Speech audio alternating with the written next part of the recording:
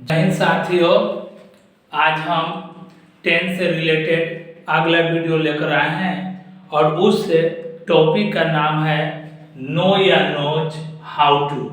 No या knows how to, इसका हिंदी होता है जानता है, जानती है, जानते हैं, या आता है, या आती है, या आते हैं। जैसे मैं अंग्रेजी बोलना जानता हूँ, मैं पत्र लिखना जानता हूँ, या कोई भी इस प्रकार भी बोलता है मुझे अंग्रेजी बोलने आता है, मुझे कार चलाने आता है। तो इस प्रकार का कहीं भी अगर आपको ट्रांसलेशन आ जाए बनाने के लिए तो उसका स्ट्रक्चर होता है पहले सब्जेक्ट, पहले क्या होगा सब्जेक्ट, फिर हम लगाएंगे नो या नोज, नो या नोज, फिर लगाएंगे हाउ, फिर लगाएंगे टू, फिर लगाएंगे V1, फिर क्या लगाएंगे ऑब्जेक्ट। तो इस प्रकार का कोई भी सेंटेंस में जानता आ जाए, जानती आ जाए या जानते आ जाए तो उसका स्ट्रक्चर होगा पहले सब्जेक्ट, फिर नो या नोज, फिर how plus two plus V1। आइए सवाल देख रहे हैं। पहला सवाल दिया है कि मैं तैरना जानता हूँ, मैं तैरना जानता हूँ। तो यहाँ सबसे पहले सब्जेक्ट क्या है मैं। सब्जेक्ट मीन्स क्या होता है कर्ता, सब्जेक्ट मीन्स क्या होता है कर्ता।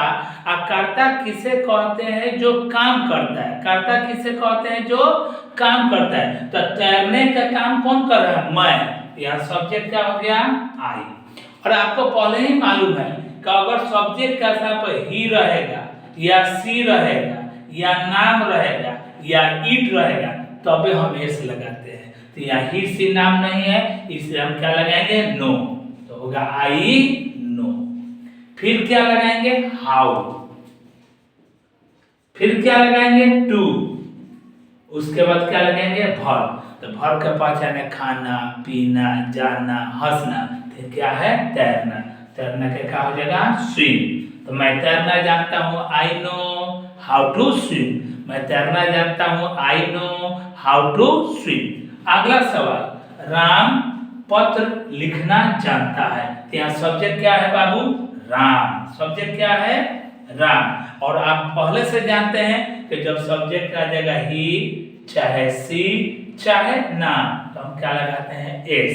तो राम क्या हो जाएगा नोज, राम क्या हो जाएगा नोज। नोज के बाद क्या लगाएंगे हाउ, हाउ के बाद क्या लगाएंगे टू, और लिखना का क्या होगा राइट। तो Ram knows how to write, Ram लिखना जानता है। क्या लिखना जानता है पत्र, तो क्या होगा ए लेटर, ए लेटर। अगला सवाल क्या है, मुझे अंग्रेजी बोलने आता है। तो यहाँ आना का कम मत लिखिएगा, मुझे अंग्रेजी बोलने आता है इसका मतलब क्या हुआ कि मैं अंग्रेजी बोलना जानता हूँ। मुझे अंग्रेजी बोलने आता है इसका मतलब क्या हुआ मैं अंग्रेजी बोलना जानता हूँ। यहाँ सब्जेक्ट क्या है बाबू मुझे, तो मुझे का क्या हो जाएगा आई। आई के साथ क्या लगाएंगे नो, नो के बाद क्या लगाएंगे हाउ, हाउ के बाद क्या लगाएंगे टू, बोलना के क्या हो जाएगा स्पीक, क्या बोलना जानता है अंग्रेजी, तो अंग्रेजी का होगा इंग्लिश। तो मुझे अंग्रेजी बोलने आता है इसका मतलब क्या हुआ कि मैं अंग्रेजी बोलना जानता हूँ। I know how to speak English, I know how to speak English. अब यही सवाल आपको एक और तरीका से दे देगा और आप हो जाएगा कंफ्यूजन, या पहले से इसी को जानते हैं कि नया हो गया। जैसे मैं तुम्हें जानता हूँ, तो आप बना दीजिएगा मैं का आई, आई के बाद क्या लगा दीजिएगा नो, नो के बाद क्या लगा दीजिएगा हाउ, हाउ के बाद क्या लगा दीजिएगा टू, और तुम्हें क्या हो जाएगा यू। यह सवाल क्या हो जाएगा गलत नहीं। जहां भी जानता का मतलब क्या है, कहीं जानता है तो वहां पर नो हाउ टू नहीं लगाएंगे, उसमें वर्ब चाहिए। जैसे मुझे, जैसे दे देगा कि मैं अंग्रेजी बोलना जानता हूँ, मैं पत्र लिखना जानता हूँ, मैं कार चलाना जानता हूँ। यानी कि जिस वर्ड में जानता जानती रहे लेकिन उसमें वर्ब चाहिए। बोलना जानता है, लिखना जानता है, हंसना जानता है, कार चलाना जानता है, तो अब लगाएंगे नो हाउ टू। क्या लगाएंगे? Know how to. लेकिन सिंपल दे देगा, मैं तुम्हें जानता हूं, मैं तुम्हें जानता हूं। यहां मैं का क्या हो जाएगा? आई। फिर क्या होगा? जानना का क्या हो जाएगा? नो। और तुम्हें का क्या हो जाएगा? यू। मैं तुम्हें जानता हूं, I know you, I know you. अगर आप बोलिएगा I know how to you तो गलत हो जाएगा, सिर्फ होगा I know you, I know you. अगला है तुम अंग्रेजी जानते हो, तो आप बना दीजिएगा you know how to English. बाबू ये गलत है। नो के बाद बार बार बोले हाउ टू लगेगा कब?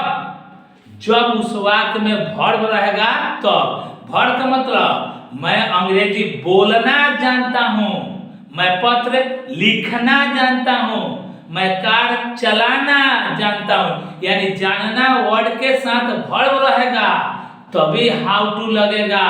वर्ब नहीं लगेगा तो वहां हाउ टू नहीं लगेगा। तो ये देखो, मैं अंग्रेजी जानता हूं, तुम अंग्रेजी जानते हो। इसमें वर्ब है?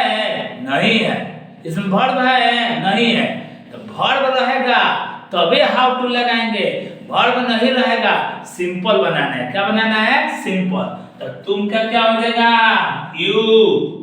जानना का क्या हो जाएगा? नो। क्या चीज? इंग्लिश। You know English. तुम अंग्रेजी जानते हो, तुम अंग्रेजी जानते हो। अब यही सवाल कोई आप एग्जाम देने जा रहे हैं, बैंक का एग्जाम, एसएससी का एग्जाम, रेलवे का एग्जाम, कोई भी एग्जाम अगर देने जा रहे हैं और उसमें अगर इंग्लिश आ जाए तो इस पर स्ट्रक्चर क्या होगा? आपका सवाल दे देगा आई नो टू स्विम। यह सेंटेंस बिल्कुल गलत है। क्यों गलत है? तो आपको मालूम है कि नो माने जानना वर्ब है, स्विम माने तैरना वर्ब है, और दो वर्ब के बीच क्या लगता है? टू। जब भी दो वर्ब आता है तो क्या लगता है? टू।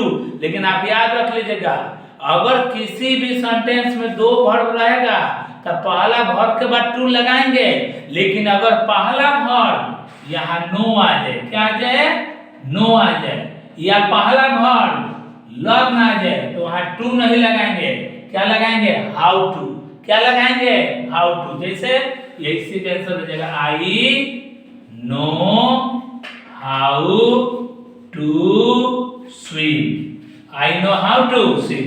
तो क्या सीखे कि दो को वर्ब रहेगा तो बीच में हम टू लगाएंगे, लेकिन पहला वर्ब नो आ जाए चाहे लर्न आ जाए, पहला वर्ब नो आ जाए चाहे लर्न आ जाए तो वहां टू नहीं हाउ टू, टू नहीं हाउ टू। अगला सवाल दे देगा most of us do not know to swim. अब इस पार्ट को बोल दिया बाबू ए, इस पार्ट को बोल दिया बाबू बी, इस पार्ट को बोल दिया बाबू सी, और चौथा का बोलेगा नो एरर, यानी कोई गलती नहीं है।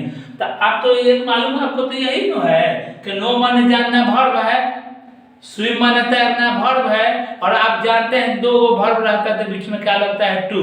आप लगा दीजिएगा नो एरर। हाँ, दो वर्ब के बीच टू लगता है, लेकिन अगर पहला वर्ब बोल रहे हैं बार बार कि नो आ जाए चाहे लर्न आ जाए, हो जाए टू नहीं हाउ टू, टू नहीं हाउ टू। किस पार्ट में एरर हो गया?